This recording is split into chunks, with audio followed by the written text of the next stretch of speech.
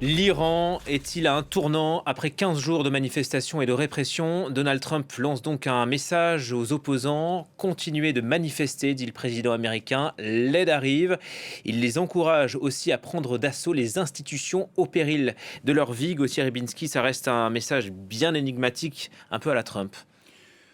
Oui, parce que d'ordinaire, il ne s'embarrasse pas de considérations humaines ou politico-humaines. C'est-à-dire que quand il va au Venezuela, il y a de temps en temps une petite remarque sur les droits de l'homme, mais c'est pas sa tasse de thé, comme on dit. C'est pas son problème. Son problème, c'est on peut dire le pétrole, mais même le pétrole, autosuffisance des États-Unis, ils en ont à revendre. Alors pourquoi aller en cueillir ou en chipper d'autres, je sais pas.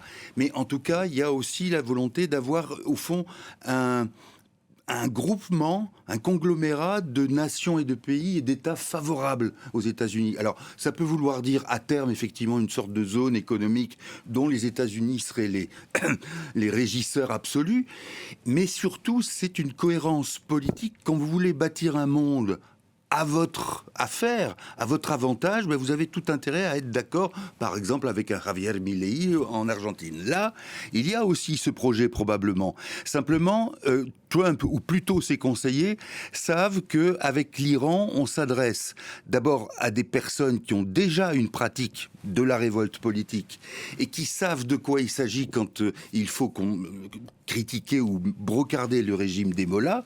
Et puis, ils savent aussi, les Américains ont compris aussi que lors du bombardement récent par les Israéliens et les Américains des installations nucléaires, un certain nombre d'Iraniens ont dit c'est à nous. C'est à nous de nous libérer, c'est à nous de démanteler éventuellement le programme nucléaire, et c'est pas aux Américains. C'est-à-dire qu'il y a, malgré tout, une partie de la propagande anti-américaine qui fait encore effet, qui fait encore surface et qui sert encore au régime iranien, mais il y a aussi tout simplement l'observation froide et lucide de ce que procure ou de ce que produit les États-Unis, de ce que produisent les États-Unis et plus particulièrement depuis le retour de Trump à la Maison-Blanche, tout simplement dans le monde, c'est-à-dire que c'est soit un ordre à la botte des États-Unis, soit un désordre à la botte des États-Unis, on peut le dire aussi, mais c'est un désordre.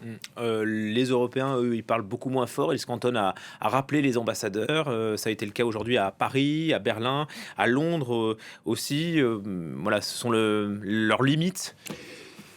Oui. D'abord parce qu'il faudrait parler de la même façon. Là aussi, hein, c'est quelque chose de consubstantiel à l'Europe, à la fois pour les raisons de liberté d'expression au sein des États membres, mais aussi parce que, comment dire, les fondations, les fondements de l'Europe sont quelque chose qui partent d'un bon sentiment, mais qui sont angéliques. C'est-à-dire que on n'envisage pas ce que Trump fait, on n'envisage pas ce que peut-être de nouveaux conflits, parce qu'on les a pas pensés, et puis parce qu'on a pensé que la paix était quelque chose d'absolu et que ça serait partagé par tous. Pourtant, en ce qui concerne l'Iran, on a de quoi quand même se nourrir par le passé. Avec l'ayatollah Khomeini qui avait passé pas mal de temps en France à Naufle-le-Château, Bani Sadr, le premier président de la République aussi, quand il est tombé en disgrâce, et puis aussi une forme de responsabilité de la gauche qui avait adoubé en quelque sorte le régime des mollahs en disant de toute manière ça met les Américains dehors, c'est ça qui compte. Oui, ben voilà ce que c'est devenu le régime des mollahs. Donc il y a une forme de prudence, d'abord parce que aussi le régime à Téhéran a sauvé sa peau à plusieurs reprises. Hein, on l'a vu même en 2022 lorsqu'il y avait ces manifestations organisées par les femmes qui étaient extrêmement dures et qui ont été réprimées de manière très dure. Et que donc au fond vous avez une Europe qui se dit on va pas insulter l'avenir.